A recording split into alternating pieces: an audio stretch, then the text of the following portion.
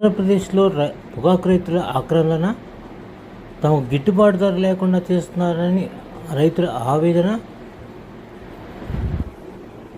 గోడౌన్కి తీసుకెళ్తే కొనుగోలు కేంద్రంలో అంటే ఇక్కడ బయర్లు కొంటున్నారా లేకపోతే ఇక్కడ గోడౌన్లో ఎంప్లాయీసే ఇట్లాంటి ఇచ్చేస్తున్నారా?